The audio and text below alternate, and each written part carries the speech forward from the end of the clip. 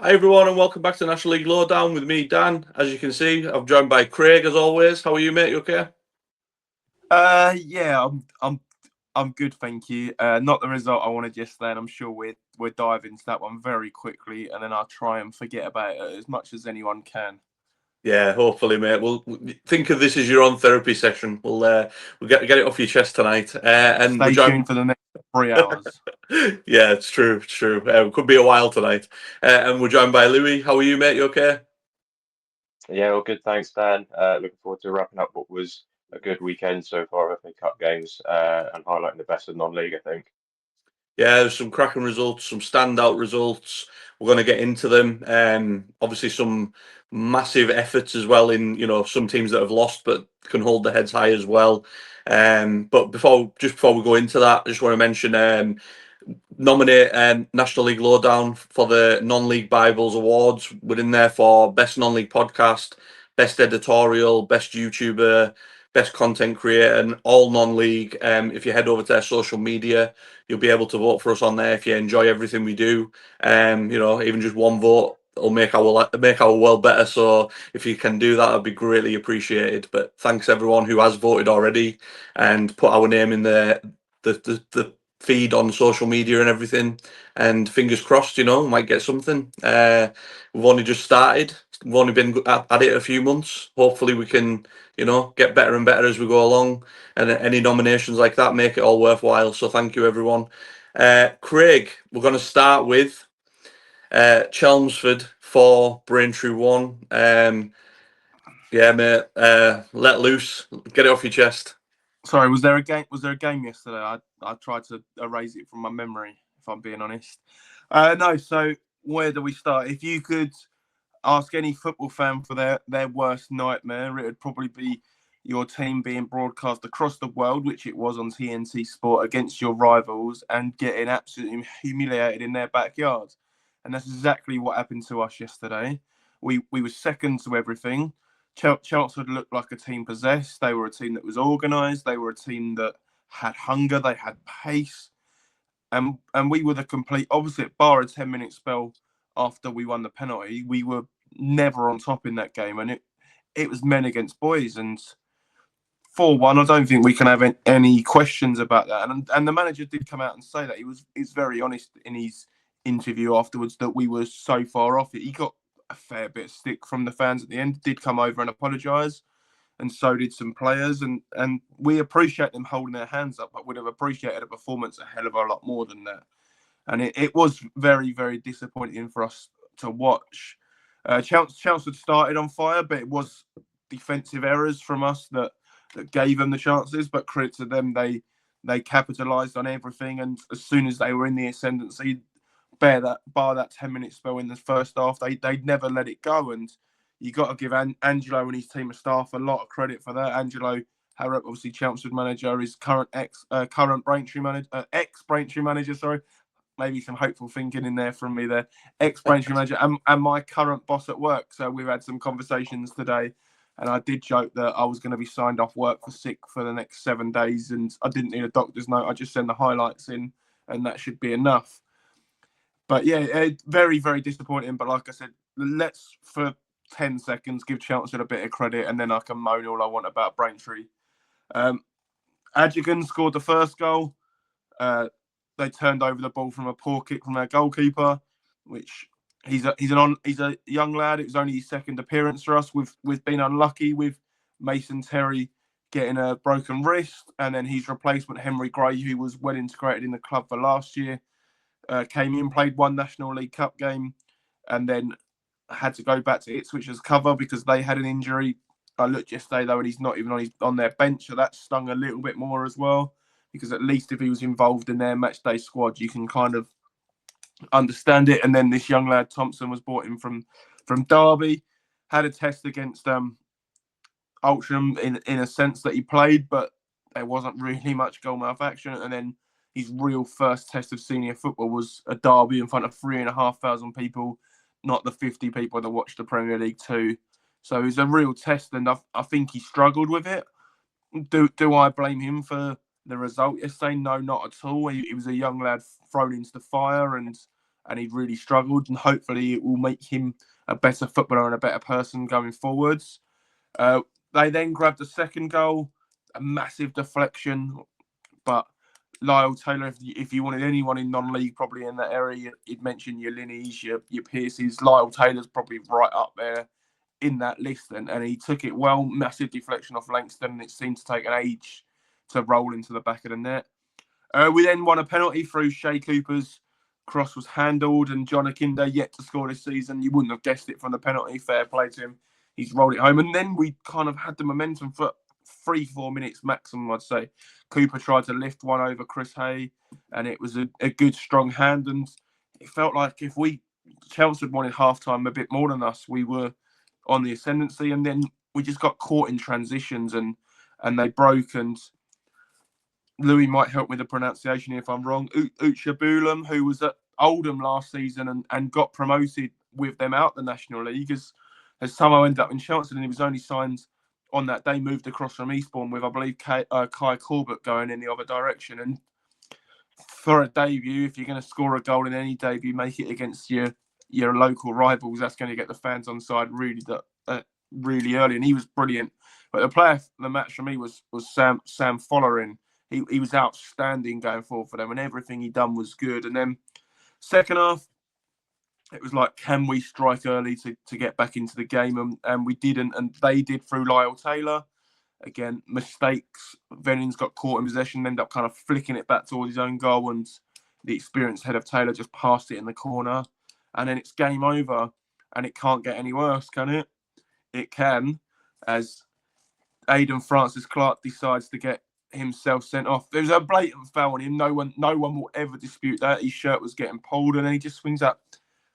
Didn't make a connection with the player, but that's irrelevant. The intent was fully there. He'd lost his head, and to be fair, there's so had 475 of us in the away, and we'd lost our heads as well with the performance. So inexcusable from him. And then the game kind of petered out from there. It was job done for Chelmsford, but we've got to use this as a kick at the bum. I'll be honest with you. In the away end, I was calling for the manager to go. He hasn't gone, and he's still there as far as time of recording. I expect he will still now be there for Wednesday night's game against Brackley. He's got to get a reaction at them players. He's a lovely bloke, Steve. I've had many conversations with him, but on the sideline, he doesn't look like he's a motivator. He's very kind of what I've done beforehand, our preparations, that should be enough. He's not one on the sidelines that's going to scream and shout and conduct from the sidelines. And that's fine, that's his style. But it just felt like their players needed that lift yesterday. But to be honest, they were all really poor. The best player for me for Braintree was Elliot Thorpe. And that's only really because he crashed into a few tackles. He chased down a few loose balls. And for me, after coming off the bench, that's kind of 3-1, 4-1. That's all you can really do. He got a shot away last minute. And for me, it'd be the first name on the team sheet just to see if he can match that reaction and drag a few teammates through as well. They all apologised and said it weren't good enough, and it wasn't.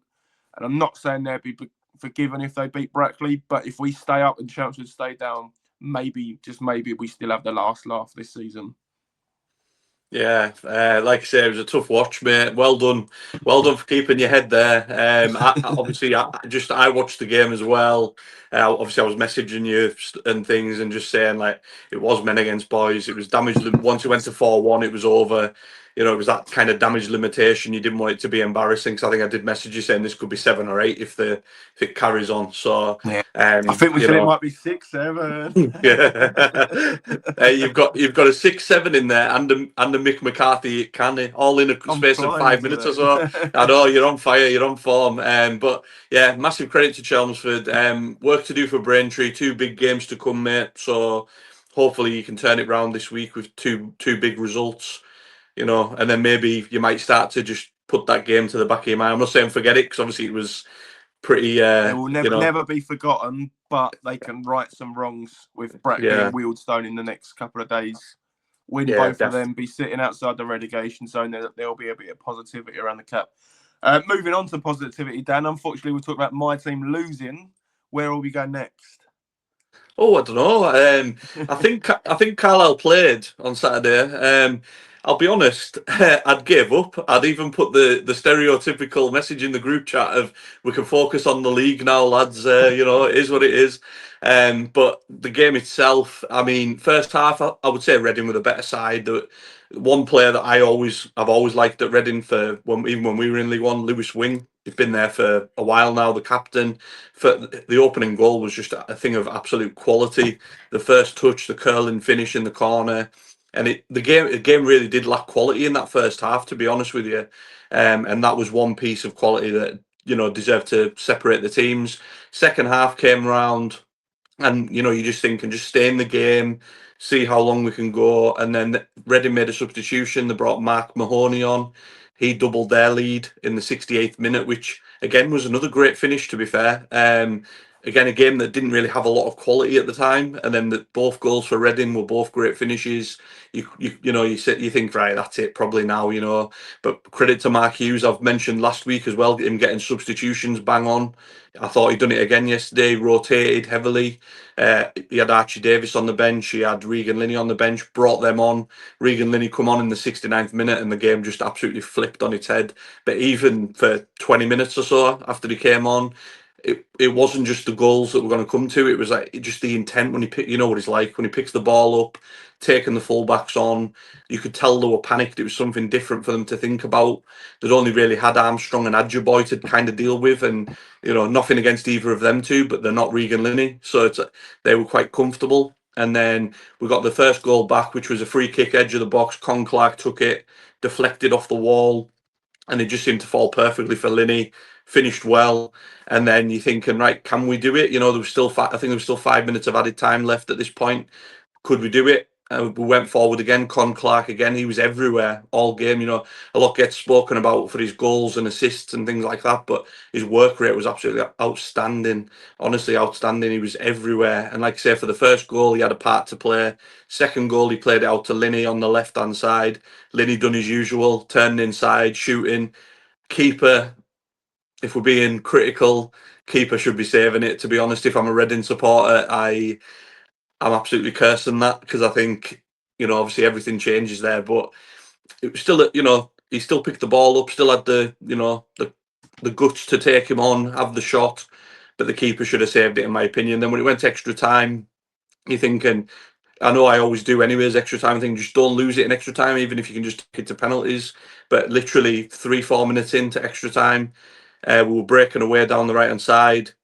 You've seen Regan Linney busting a gut, Con Clark again busting a gut to get forward, and then everyone else went into the box. Linney just dropped off at the edge of the area, pulled back, first touch, bang, right in the bottom corner, and it just seemed inevitable when that ball got pulled back to him. He didn't look like missing, given obviously he'd scored 2 goals. But in my humble opinion, I'm probably the chairman of the Regan Linney fan club. I would say that's probably one of the best hat tricks I've seen in terms of coming off the bench, scoring 2 goals in injury time, then technically scoring a goal earlier in minutes in extra time than he did in injury time. One of the best, turned the game on its head. And, you can't argue we didn't deserve it in the end. Reading, obviously we talked about the new manager, Barnsley and Richardson, his first game.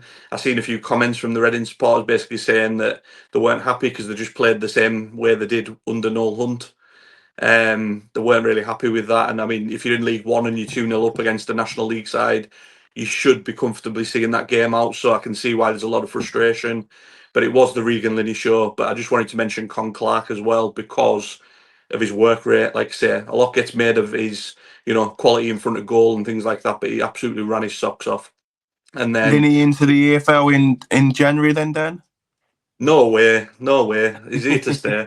He'll be in the EFL next season with Carlisle, hopefully. We'll clip But that no, up. clip that up, lads. Clip that up. But no, I think for me, it's just about we showed that fight. We got the substitutions right again. So I was worried that he was going to go full strength for the fact that we play Halifax Tuesday night. He didn't. He rotated. He brought people off the bench. So like Linney's only technically played maybe 50 minutes. Not 120. I mean, you've got Con Clark who did play, pretty much all of it, so it will affect some of them. But like He the key probably player, needed that, to be fair, though. He hasn't had many minutes this season. Exactly, he probably needed them minutes in the legs. So again, just credit to Mark Hughes. It was his birthday as well on Saturday. So what a way to mark it. I seen the video of him on the bus on the way home with his Galaxy bit of cake, having his bit of cake with the lads and that, which was nice. So yeah, massive result. Hopefully we can get a good draw in the next round. See what we can do. I'm hoping maybe like I don't want to say it, but like a winnable game and then a big tie in the third round. Macclesfield at home. Yeah, I don't know if did Macclesfield play. I can't remember. We'll have to mention it. But yeah, no, like I say, massive credit to Carlisle, Mark Hughes. They got it absolutely spot on in the end. Reading, work to do for them, but obviously it's not a League One podcast, so we won't go into that. But yeah, over the moon for Linney and over the moon for Mark Hughes. Louis, what was your first game, mate? Yeah, so I've got another League One against National League side. First up, not an upset, but a team that gave it a good go and were really impressive. So Forest Green's defeat, 4-3 defeat at Luton. You'd have thought after 53 minutes TNT picked the wrong game, given that Forest Green were 3-0 down.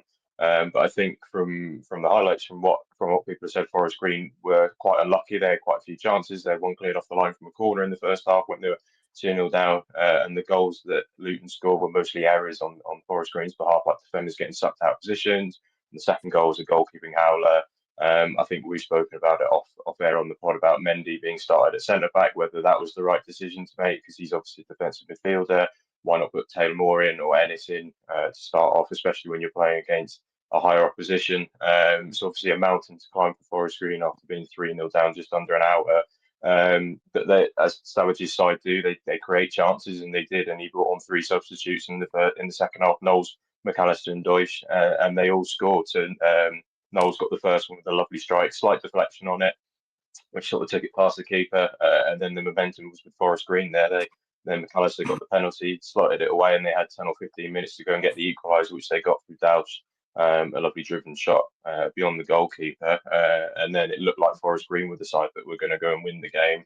Mendy hit the bar at 3-3, and it was a game of fine margins in that sense, because if that goes in, you might think Forest Green are going to seal it out and progress through and seal one of the comebacks in FA Cup history, being 3-0 down away at a League One side, Luton, who have parachute payments from the Premier League still. But obviously Luton went up the other end, got the fourth. And Forest Green still had their chance. Doubt was what would be a sitter at the end. Obviously, it fell to him. I think he was caught in 2 minds as to whether he should put his foot through it or try and place it, and he did neither of them, and it went wide. So yeah, tough on Forest Green. So I think they put a good show in. They probably deserve more out of the game than what they got. Maybe to take it to extra time. I think Savage is quite afterwards saying one of the proudest moments of footballing life. We all know that's a lie because his proudest moment is coming on this podcast, and that would be the second moment of his footballing career.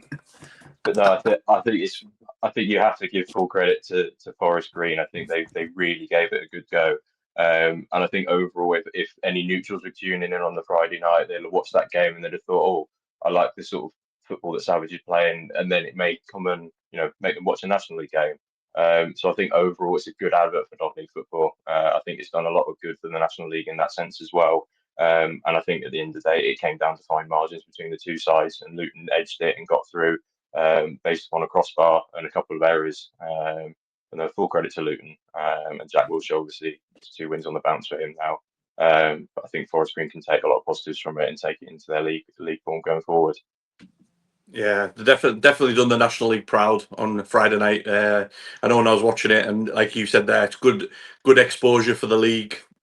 Talking about neutrals watching it that don't normally watch the league, they'll be watching Forest Green thing and maybe want to watch a bit more National League football.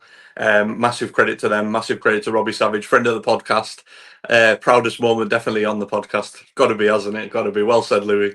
Craig, what was your next game, mate?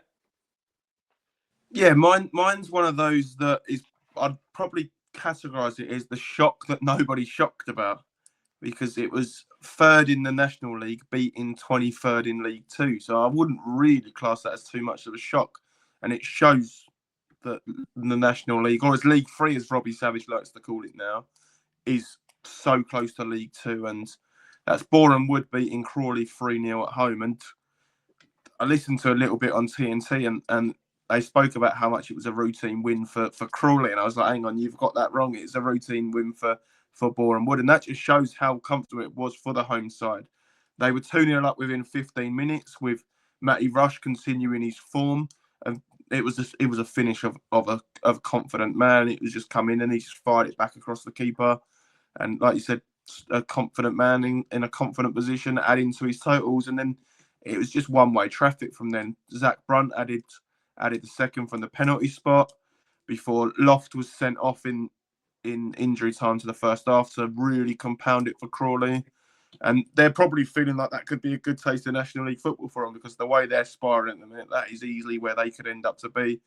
And then Abdul Malik added the third, a good finish, just kind of curved it round the goalkeeper, around the defender, into the goal. And yeah, as routine as a shock you're ever going to get, really. And for Boreham Wood, now we know they love a cup run. It was mentioned yesterday how they got to play Everton and Bournemouth a few years back, and they'll be hoping for a quiet tie in round 2 to go and earn some serious money, to maybe put some more money into their team to really give themselves a push to get out the National League. But on the evidence yesterday, they're probably better than some League 2 sides that are already in there. Yeah, I agree. I don't think anyone was surprised by that, mate. I think when we were pretty unanimous on the podcast on our predictions, if I remember rightly, saying that it was kind of going to be a shock, but it wasn't going to be a shock. Boreham Wood absolutely flying, and you mentioned Matty Rush as well, absolutely incredible. I've got a feeling he might get a mention at some point later on in the pod as well. So my next game is to draw. No one's going to want to draw Boreham Wood in the next round. It's No. the one National League side that you probably think you don't want to draw, because you can look at Carlisle and you can look at any other side at the top of the National League and think that priorities, if they do, draw a club, might be on promotion. But Boreham Wood, I think they just want to win every game they can in that sense. So yeah, I think that's the one that a lot of sides would just think we really want to avoid them. And yeah, I think they could steamroll anyone if they're getting on at home, really. Yeah, I agree, mate. I agree. My next game is League One Wimbledon against Gateshead. 2-0 Gateshead. We talk all the time about Gateshead, what we're going to get from them. Is it going to be a 3-0 down at Yeovil, come back, win 4-3, 5-0 hammering at Woking, 4-0 up after, was it 15 minutes at Morecambe? You just don't know what you're going to get. But this was as comfortable a display as they probably could have expected against the League One side. One thing we always talk about as well with Gateshead is the way they play football, the fluid style. The one thing that stood out to me for their opening goal, through obviously the main man, Kane Dom, was that it was a long ball forward, flick on header, nice pass in, very smooth, but it wasn't typical Gateshead, wasn't playing out from the back, 50 backwards, sideways passes, it wasn't anything like that. Really direct. Kane Dom took it really well. And then from then, they just didn't look back, really. Again, with Wimbledon, they might have League One, aspirations, in terms of, maybe playoff places or something they might have in their mind instead. But Gateshead again were comfortable. Dom, the movement he was doing, the runs he was making, the movement, the defence couldn't live with it. The second goal was Fenton John got the second goal, which was a great finish, but it all come from Kane Dom running in behind and another long ball direct, which again isn't very Gateshead, but it tells me that they've done the homework. They knew what could work against Wimbledon. They knew where to target it. They knew Dom's pace could potentially cause issues, and it led to both goals. And like I say, as comfortable as it probably could have been in terms of when that draw come out, if you'd offered Gateshead 2-0, they would have absolutely been happy with that. So again, another team doing the National League proud. Gateshead again. Not some teams might not want to face them, given the way they play football. They might want to face them more at home, given their home form, and they might want to travel to Gateshead rather than have them turn up at their place like they did there.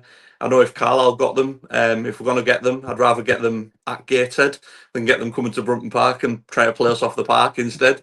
But yeah, massive credit to Gateshead. And Kane Dom, obviously he was out injured a little bit. I know he was player of the month, we voted for him and things like that, and he was in great form. It's good to see that his injury hasn't affected him too much, and he's come back and just carried on where he's left off. So massive credit to him and Gateshead for getting a massive result there. Louis, what was your next game? So I had the late kickoff on Saturday, Brackley, Notts County. This was a really, really good cup tie. Notts County taking the lead twice, obviously finished 2-2 and went to penalties, and Brackley went through on penalties. really good never say die attitude from Brackley, coming from behind twice. Alexander Jatta opened the scoring. He's been on really good form in League Two. And it was a fairly strong lineup from Notts County. Jody Jones played, Alexander Jatta. And yeah, with Brackley winning, I think it was 1 point in 15 before the game. I think this was the one in the previous pod we did where we just sort of thought Notts County would have too much for them. But yeah, came back to us. I think it's a bit funny goalkeeping from Notts County goalkeeper for the first goal for Brackley. I think he's got a bit of space and he decides to punch it, and it just invites more pressure onto him. And Brackley should have had a second just before half time. The goal got given for offside, and it just wasn't offside. It's a poor decision from the linesman. But they didn't let that faze them. I don't know whether either of you have seen the extraordinary chance that Lowe had, where he had the flicked header and it bounced off the inside of the bar, went onto the line, bounced back up onto the bar, and then out for a clearance. Absolutely ridiculous. I don't know how that one hasn't gone in. So it looked like luck wasn't going to be on their side when Jody Jones tapped away a penalty, and you sort of think it's not going to be their day, having a chance to clear off the line offside goals given that aren't offside. But no, they got the equaliser right at the depth, took it to penalties and went through. And I think it was what they deserved. Cohen said after the game that they deserved it. I think Martin Patson said that Notts County just weren't up to scratch and weren't up to it and didn't win enough duels, didn't fight hard enough. Brackley had 16 shots to Notts County 7. So yeah, I think it was a respectable and a deserved win for Brackley. And we've spoken for ages about Brackley's home form and how important it is, and it showed on Saturday. And it's got them through, and they'll hope that they can get another home tie in the next round and invite someone down St James's Park and get through to the third round. Yeah, it's another team you don't really want to be travelling to, given how good the home form is. Yeah. But hopefully after that game, though, they've partied for the next 4 days and had a nice big party, so they're not ready for Wednesday night's game at Braintree. Yeah, Craig, you did mention that in the group chat. It's going to be one hefty celebration. I'll buy they're going to have the drinks for the players. I'll buy a round of drinks for the players. It's got to be one hefty celebration if they're still going to be suffering on Wednesday. But who knows? But yeah, massive credit to Brackley again for doing the league proud. Like I said, many teams done it, but the ones we mentioned so far, massive credit to them. Craig, what was your last game? Yeah, so mine is similar to my first one, where it's a National League team crushing out to a National League South team.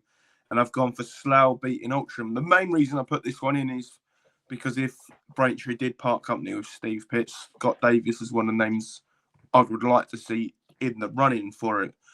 He always seems to get a tune out of his Slough team when it matters the most. They're not pulling up any trees in that league at the moment, but they seem to, on the big occasion, step up, and it blows my mind a little bit that he's doing it all as a player manager, and whether that might actually be holding him back in his managerial career a little bit, that he maybe hasn't taken that step forward because he still wants to play, and he plays at a good level for them.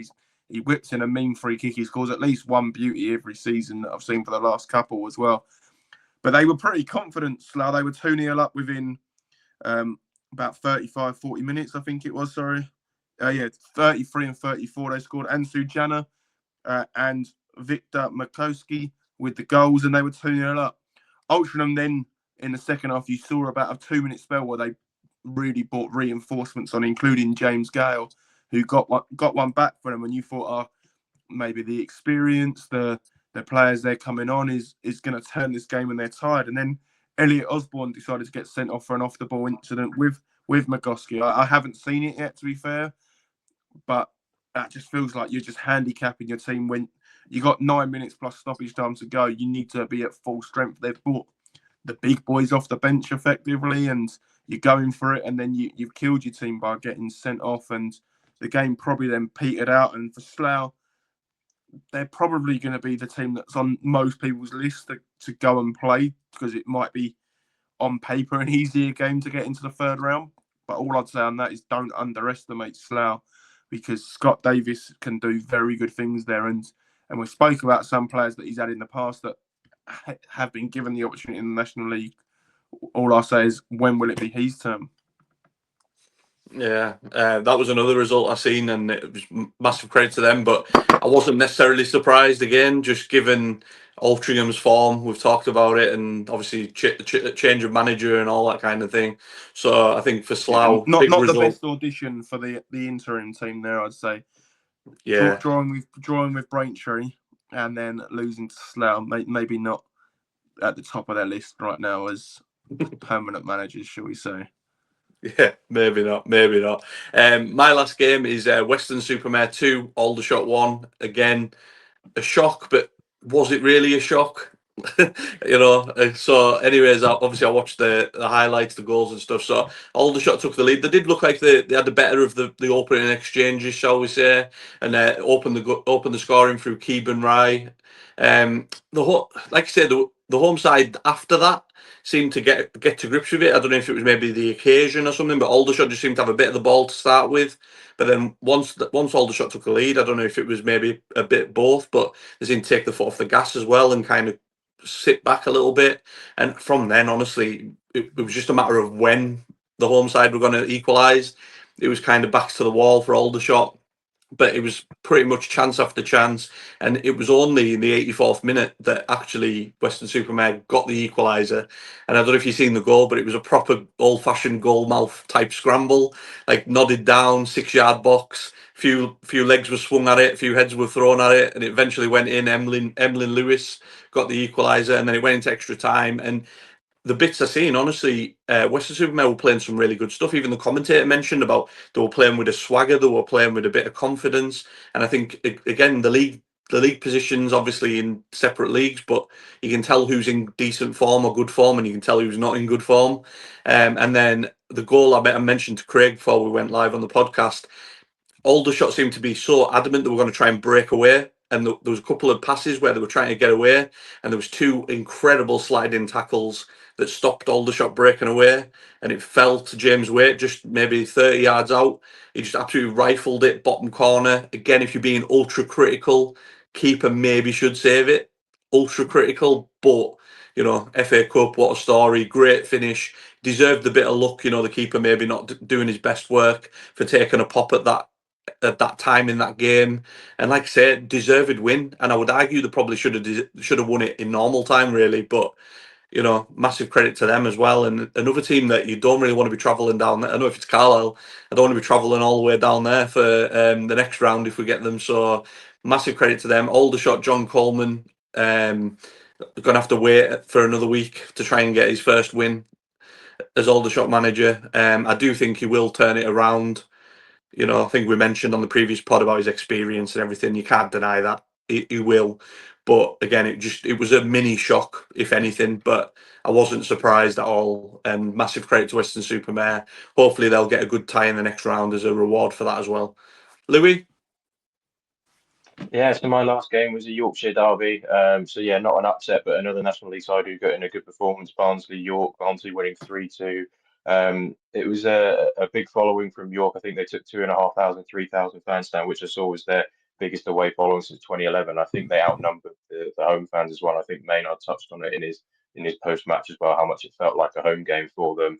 I think the interesting thing before the game was that they opted to go with Stones and Pearce up front, which has obviously been quite a big debate from York fans as to whether you should start one or the other. Because I think if you start one or you start both of them, one of them doesn't get the best out of them.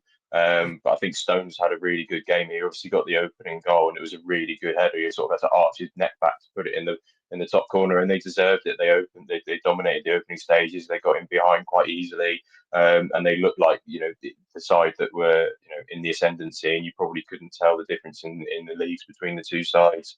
It's a bit of poor defending, I think, for the Barnsley equaliser. They don't sort of get close to their man. They're a bit slow to the ball, and Barnsley got back in it and then took the lead again.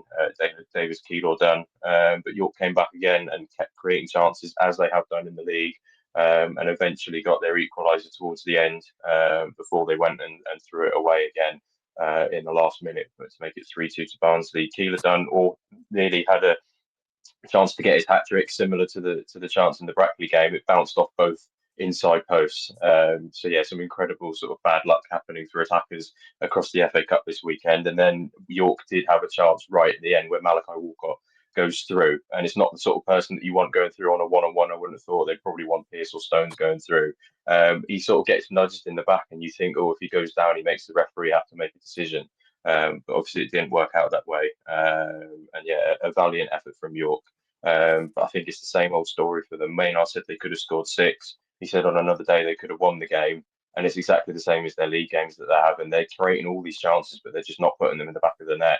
And we've said it before, they will hammer someone again at some point, but it's not good enough to win one game 4-0 and draw 1-1 with Halifax. And I think the quality that Barnsley have in Dallas, Keeler, Don showed, and they lost the game because they just didn't take the chances, and Barnsley did.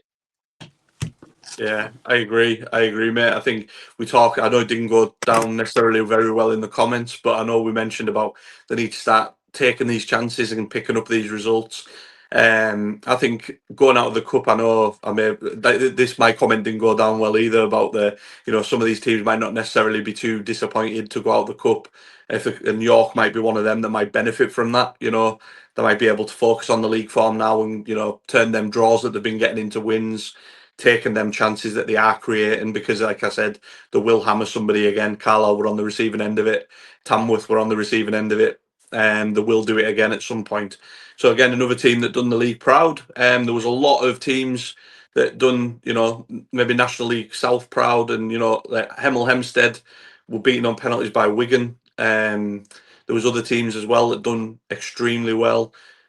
But for me, it just shows that the gap isn't as big as people think between these leagues, and that takes us nicely on to what we wanted to talk about next, which is 3 up, 3 down, which again is something that I know a lot of us feel very strongly about, because I get it.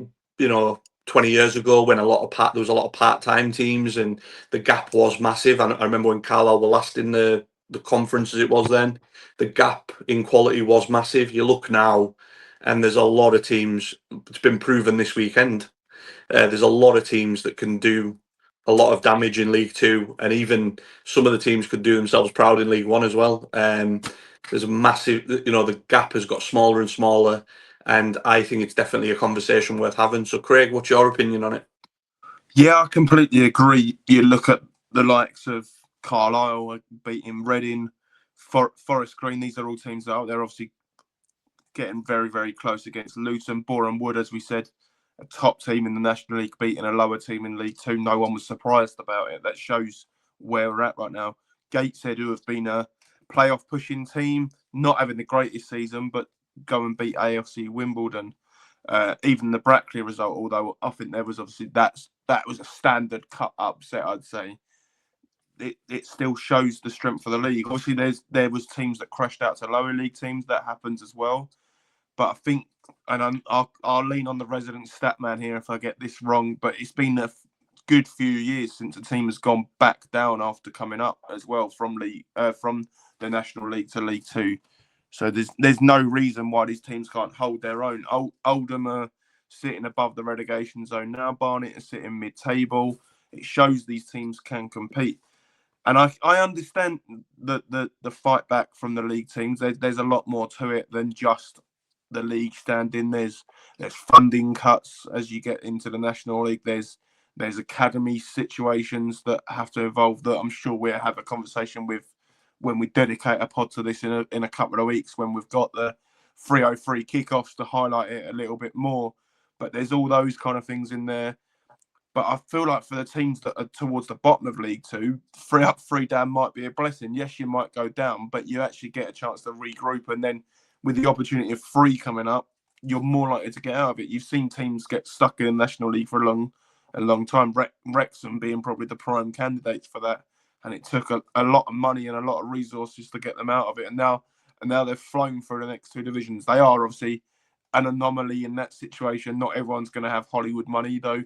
If there is anyone from Hollywood listening, Braintree are available if you want them. We'll be very interested in that. But I think it should happen. But I think it's not as simple as some people make it out to be. There's all the financial constraints and the implications for academies, and I don't think the National League Board will want to say goodbye to the National League for it to become a League 3. But there's got to be some discussions going forwards, because this league's too good to only have 2 teams coming out of it. And we love winding York fans up, but realistically, last year they should have got promoted. Yeah, I agree, mate. I agree. I think it just seems logical, but like you say, there's a lot more to it than just because it'll be like, depending on who the team is, but it'll be like a standard of stadium or ground as well, and all that kind of stuff that you have to take into account as well. Louis, what's your thoughts on it, mate? Yeah, I mean, obviously Craig's highlighted it quite well. I think a key word is the sustainability of football clubs generally. If you look at clubs who maybe haven't gone down because they finished third from bottom, they've just been circling the drain from years. I think Scunthorpe did it for ages, and it just perpetuated their problems that they had. And obviously they went down to National League North as well. I think it was the same with York. I think they had double back-to-back relegations. Obviously shows the strength of the league, but it just shows that I think, as Craig said, I think it would benefit clubs more if there was a third place for them to go up once they come back down. And on the flip side, again, for clubs in the National League, clubs will spend above their means to get that title, to get that top spot, because there isn't a second spot, which then calls into question the sustainability and the money that they're throwing at it. Can they sustain it? As much as York, deserved to go up last year, they obviously didn't. They're obviously well financially backed. If it keeps going on that they don't get promoted, where does the penny drop? Like, how much more money are they going to spend? Obviously, I don't know the finances behind the scenes, but clubs will spend above their means to try and get in the Football League. And I don't think sustainably for the long-term future of clubs and the league in general, I don't think that's a good thing, which is why I think the third promotion place is so crucial. Yeah, I agree, mate. I agree. I think in terms of like obviously just my own club, us coming down, Carlisle, if we don't go up this year, I'll be intrigued to see what we did in the summer in terms of recruitment. Are we going to throw more money at it, or are we going to stick with what we've got, kind of thing, and maybe just reinforce a little bit? 'Cause like you said there with York and stuff, when you don't go up, you go back to the drawing board. Do you spend more money? And it's not sustainable because you can't just keep throwing money at things and hoping it works. I think that there's definitely an argument for it, and I think the FA Cup's highlighted it. And like Craig said about the 303 kickoffs, we'll talk about it more then as well. I think it does need highlighted. It needs spoken about more, especially mainstream. I think need to speak about it a lot more because it would benefit people in the long run, like we've mentioned. Yeah, And just I think it's gone into Parliament this last week, hasn't it? I've seen there's been a few conversations in Parliament, so it's definitely something's going to happen with it soon. We just don't know what, but it's good that it is, as you said, getting more mainstream now, and it just needs an answer because York filigreed from last season. I can see why, but I can also see why people get annoyed at their agreed because the rules were the rules last season. But it's now looking at those rules to see what's best for everybody, and I think 3 up, 3 down is the answer to that. Yeah, definitely. Like I say, I don't see anything other than that. Just before we move on, we're going to do our monthly awards. I just wanted to quickly mention, because he's not here, Macclesfield winning 6-3 against Tottenham. I wasn't going to do it just to wind him up, but I thought we'll mention it. Massive credit to Macclesfield. I'm kind of half hoping we get a Carlisle Macclesfield next round, just so I can meet Mark and see him in person and have a good chat with him and have a good catch up. But Mark will be back with us soon. And obviously, Louis, we didn't mention your team either. Massive credit to Sutton as well. 2-1 victors over Telford. Again, another team I wouldn't be too disappointed if we got you guys in the next round as well. You could come up here, Louis. I don't fancy coming down to you, but you could come up here if you want. We've got a good record against you, being the only team that's beaten this season in the league. I know that's true. Actually, no, we don't want to. We don't want to play them. We don't want to play them. Train Jack. I was just thinking about meeting Louis, but actually, no, forget that, Louis. We'll meet another time. But yeah, no. So credit to those guys as well.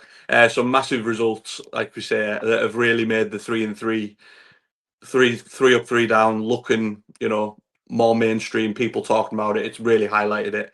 So we're going to do our monthly awards next. There was a lot of votes. Louis, I want to pass over to you. Manager of the month, player of the month, and goal of the month. Who are our winners, mate?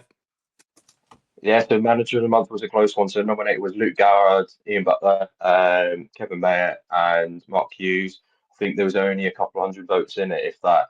And Kevin Mayer won it. Obviously, 3 wins on the trot in the league for them without conceding a goal, beating Brackley, Morecambe, and Aldershot, and an FA Cup victory over Folkestone and Victor 4-1. That was as well. So yeah, well deserved for him. Turned around Southend's fortunes because they had a bit of a blip in the previous month. Exactly what the doctor ordered for them. Obviously, he's got cursed without knowing it because they lost on Saturday. But yeah, credit to him, credit to Southend United, and well deserved, I think. Player was Dominic Johnson-Fisher. This one was a landslide through a City striker. Obviously scored a great goal against Gateshead and helped them in an upturn of form that they've had last month, where they've managed to sort of pick up points on the road, beat Halifax at home. So yeah, impressive performances from him. And then goal was Lloyd Humphreys versus Morecambe for Eastleigh. Absolutely outstanding free kick from the edge of the area, pings it into the top corner with his laces. All the nominations that we had, I think, would have been deserved winners, but Lloyd Humphreys just won it in the end as well. So yeah, an outstanding effort from him. Yeah, massive well done to our award winners. Like I said, Mark Hughes was very unlucky to miss out. And again, just from the Carlisle side, Harvey McAdam got nominated twice for Goal of the Month, was unlucky to miss out, but that Lloyd Humphreys free kick deserved it. Absolutely incredible. In terms of just an absolute rocket, I think that's what you would describe as a rocket. Next, I'm going to do Team of the Month. Obviously, we've had nominations, we've voted for it. So in goal, we've got Colin Adeng and I, Southend. In defence, we've got Ben Goodliff of Southend. We've got Malachi Fagan Walcott of York, Morgan Feeney of Carlisle. In midfield, we've got one of your boys, Lewis Simper. We've got Callum Roberts, Scunthorpe, Alex Newby of York, and Josh Hamami of Halifax. And then up front, we've got Matt Rush of Boreham Wood, Abdul Malik of Boreham Wood, and obviously Dominic Johnson-Fisher of Truro. I can't argue with any of them. I think they all deserve to be there. You look at it, there was some unlucky players that miss out. Ollie Pearce and Regan Linney were really unlucky given their form. But just given, the votes and the way the votes went, I think that's massive credit to all of nice them. to see some different names in there and some different clubs. 100%. You mentioned Truro, Sutton, Southend obviously had a few in there. Halifax in there, who have had a really good upturn in form. So it's nice to see some different names in there, and yeah, credit to all of them players, especially the ones that are maybe in sides that are not putting up trees to still stand out, and maybe for Lewis Simper, a January move to a better team. No chance, mate. Not a chance. He's staying put. He's not any good at all. He shouldn't be in that team of the month. I wonder if he fancies Brunton Park. I wonder if he fancies a trip up here. We'll see. But no, like Craig says there, just mentioning, obviously, it'd be boring if we just pick the same players every month. We try and think outside the box, look at who's performed in maybe bottom half of the table, try and even it out a little bit, so we're not just picking the top 3 teams' best players every month, because it would just get boring. So massive credit to them. Predictions next, guys. So I'm going to be getting Luke, who we had on the podcast, Halifax support. I'm going to be getting his predictions. They're going to be going on the graphics. Obviously, Mark's not with us as well. They'll be going on the graphics as well. So keep an eye on our social media. Callum will be posting them out this week. Probably Monday, I would say, I'll post them out, or Tuesday, early Tuesday. Craig, what's the scores on the doors, predictions? And then obviously we'll start our predictions. Yeah, no problem. So obviously no predictions for the last week or so. So the guests stay on top with 244. Louis on 237. Myself on 221. Dan 214. And Mark 186. So Louis gradually getting further away from the guests. As he said earlier before we went on there, he's had the curse of the co-host. But only 7 behind the guests. So a little bit of work for us to do to maybe, and Louis to lead us in our charge, go past the guests. But I'm sure Luke's predictions will be very good. He knows what he's talking about. The pod you guys done with him the other day was excellent. So a hard task to beat him this week, but we'll give it a very good go with just 11 games, because no Forest Green versus Tamworth, as Tamworth are playing tomorrow night, which could be a shock. And I'm sure if it is, we will talk about that in our next pod. Yeah, I could. Obviously, we didn't mention Tamworth earlier, but I think we all did kind of edge towards potentially a Tamworth shock there. So we'll obviously talk about that if that is the case on the next pod. Did that make the pod? Because Sam, who edits these alongside Ryan's a Leyton Orient fan, so I wasn't sure if he was going to edit it out or not. It made the pod, but he wasn't very happy about it. But yeah, so obviously predictions. We'll start with the Tuesday games. First up, we've got Boreham Wood against Aldershot. Craig, what's yours for this one? The Matt Rush show again, 3-1 Boreham Wood. I've got 3-1 Boreham Wood as well. Sorry. You can always tell by Craig's face when he's disappointed when I've picked the same as him. Louis? I've gone for a Boreham would win, but I've gone for just. I think John Coleman might get some work out of his short spans, but I've gone 2-1 Boreham Wood. Next up, we've got Carlisle Halifax. I'll go first for this one. I've got 2-1 Carlisle. I think Carlisle win, but I think it's closer than some maybe Carlisle fans are maybe expecting. Halifax are a good side in good form. I think potentially they could cause us a lot of problems, given we played obviously extra time at the weekend. So, but I'm going 2-1. Louis? Yeah, exactly the same here. I've gone 2-1 Carlisle. I just think you'll have just that too much for them, and I think you're starting to hit form. And yeah, I don't think Halifax will get anything out of this. Craig? Yeah, Halifax one of them sides that I think will be disappointed with their FA Cup outing. I think they went out with a bit of a whimper to Exeter in the end in a game that potentially had shock written all over it, and it was the complete opposite. It was comfortable. So they'll be looking for a bit of reaction here, but I think the quality of Carlisle will just nick them, and this is why I hate it, because I've also gone 2-1. Oh, full house, full house. Next up, we've got Hartlepool Morecambe. Louis, what have you got for this one, mate? Despite Hartlepool not being the biggest goal scorers, I think this could be similar to the game we had against them a couple of weeks ago, where both sides sort of just go at it and defences don't really do much good here. So I've gone 2-2. Oh, Desmond's out. Desmond's out. Craig? And he's staying out. Oh, Desmond, 2-2. here. Oh, I've gone a little bit rogue here, but I've gone 3-2 Hartlepool. Similar reasoning, as in I just think both teams' defences might not be the best. I've conceded goals in this, so cue the 0-0 on Tuesday night. Yeah, two fresh teams there. Neither, obviously, both had already been knocked out of the FA Cup. So a Saturday off maybe to get to grips with the tactics a little bit more and more preparation for this game. So might be a 0-0 because they've both been on the training ground working defensively. Yeah, definitely. Ash somehow. No, me either. There'll still be them massive gaps in midfield, people running through, I'm sure. Rochdale Scunthorpe next. I'll go first for this one. I think this could be an absolute cracker. I've got Desmond for this one. I've got 2-2 in this one. There was a part of me that nearly went with Scunthorpe, but I've sat on the fence instead. Craig? Postponed due to the weather. That's what I'm going for. Well, yeah. I mean, the weather's going to be shocking. About the weather up that way at the week for midweek, and that's my bold prediction. Obviously, I'll put a proper one in as well.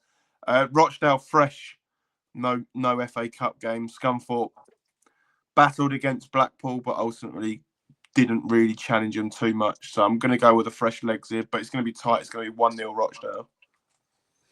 Yeah, I agree about the weather. I've seen a lot of Scunthorpe supporters on social media commenting saying, is it worth even travelling up because of the weather and things like that? So wouldn't be surprised if that one gets called off. Louis? Yeah, so I've gone Rochdale 1, Andy Butler's Scunthorpe, not Ian Butler as I called him earlier. Sorry, Scunthorpe fans and Andy. So I've gone 1-1. Yeah, that's poor from me and Dan to not call you out on it, to be fair. Shows how much attention we were paying, lads. I don't know who Ian Butler is, but he's got a new job as Scunthorpe manager. So there you go. Yeah, congratulations, Ian. Congratulations, Ian. Massive, well done. Next up, obviously, last one on Tuesday night is Yeovil against Wealdstone. Louis, what have you got for this one? I think Wealdstone just edge it. I think they're starting to put some runner games together. Obviously, beat Southend on the weekend, so I'm going 1-0 Wealdstone. Craig? I'm going to go 2-0 the other way. In my head, it's the freshness, and Yeovil have got that, and just the preparation time. So much more preparation to get themselves ready for this game. So I'm going 2-0 Yeovil. I've gone 2-1 Yeovil. Similar reasoning again. I think Wealdstone have obviously played the heart out, beating Southend at the weekend. Yeah, great result that, by the way. Yeah, massive result for them. And I'm sure Wealdstone beat them in the league as well, didn't they? They maybe got a bit of a hoodoo over them, so Southend won't be looking forward to the return fixture in the league, I'm sure. But yeah, Yeovil fresh, and again, Yeovil, you just don't really know what you're going to get. It could easily unravel, but it could also easily go well, and they might even win like 3-0. Who knows? But again, who knows? Wednesday, first up, we've got Altrincham against Boston. I'll go first for this one. I've got 1-1. Boston's another team. I don't know what I'm going to get from them. And Altrincham in poor form, as we mentioned. Obviously beaten by Slough as well in the Cup. Craig? Yeah, is there space on that fence next to you for me, mate? Because I've gone 1-1 as well. Yeah. I've got a feeling we might be unanimous here because Louis pulling a face there as well. Louis? Yeah, just repeat what you two have just said. I've gone 1-1 as well.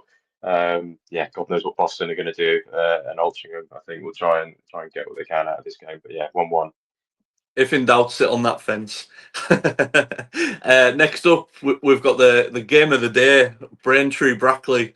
I'm going to go first because, I want to see Craig's face. We'll leave Craig till the end. I've gone 1-0 to Braintree. I don't know why. I still don't know why. I went for it because I think Brackley will be exhausted from the Notts County game. I know Braintree played as well, but I would argue they didn't play as hard, work as hard as Brackley did after the bits I've seen. No offence, Braintree players and stuff, but they didn't play 120 minutes. They didn't go to penalties. They were comfortably beaten. So I'm going 1-0, and maybe it's not the end for the managers. We've maybe preempted. Louis? I've gone the opposite way. I've gone 1-0 Brackley. I think they'll be riding the crest of a wave after Saturday. Yeah, sorry, Craig. I don't see Braintree's woes stopping anytime soon. And Craig? I honestly don't know, but I'm gonna have to back them. I'm not overly confident in that we know what we're going to get, but I just hope that something's been ignited in their belly, a bit of fire in their belly, and that they put performance on. And Brackley have been drinking all week since the game. So I think if we score 2, and I think we win 2-0 if we win. But we could easily lose 2-0. But we go 2-0 Braintree. If in doubt, back your own boys. It's what you got to do. Back your boys. Makes sense. Next up, we've got Solihull against Truro. Craig, I'll come back to you, mate. Yeah, I think when you're Truro, you're going to struggle away from home in the midweek. That's my logic on this one. It could be as flawed as anything, but I'm going to go 2-0 to Solihull. Louis? Yes, another two sides that had a 10-day break as well, isn't it? Both out of the FA Cup. I've gone 2-1 Truro. I just have this sneaky feeling that they're starting to get something together. And yeah, I think they get their first away win this season. I toyed with a Truro win for similar reasoning, but I've actually gone for a draw. Desmond's out again, 2-2. Sat on the fence again. Yeah, I just don't know what's going to happen. Truro have been picking up points on the road. Solihull are also capable of going and winning 2-0 comfortably as well. So sit on that fence. That fence is taking a bit of a bashing at the moment. Next up, we've got your side, Louis. We'll leave you till last. Sutton against Eastleigh. I'll go first. I'm going. There's going to be goals in this game, given Sutton's recent record. But I think Eastleigh are too good for Sutton. I've gone 3-2 Eastleigh. Craig? Yeah, I mean, Louis is a Sutton fan, but he's also a big Scott Bartlett fan as well. So it'd be interesting for him to be able to watch them up close, Eastleigh, and see how they do. Eastleigh obviously playing a day later, obviously playing this afternoon, may have a little factor on this one, but I'm going to think they're going to edge it. I'm going to go 2-1 Eastleigh. And Louis? I'm sitting on the fence with this one. I'm going 2-2. I've seen signs that we're starting to the work that Aggie's putting in on the training ground is working in an attacking front, but I think defensively we're still a bit vulnerable. So I think, as we have done, we'll score goals, but I think Eastleigh will score as well. So I think it'll be a Desmond. Yeah, could be a good game for the neutral if you want to watch that on Wednesday night. Next up, we've got Woking against Southend. I'll go first for this again. Woking have had an upturn in form, been doing quite well given the poor start, but I think Southend are just.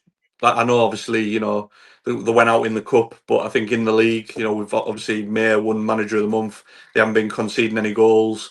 I think that continues here. So I've got 1-0 Southend. Craig? I'm sticking with my policy today. Woking have had a break, so I'm gonna, and they're at home. I'm gonna back them 1-0. Louis? I'm backing Southend 2-0 for this one. Nice variety there. Nice variety means someone's going to win some points somewhere. And then last up on Wednesday, we've got York against Gateshead. Again, another game that could be quite good for the neutral. Two teams play some good football. Louis, what have you got for this one?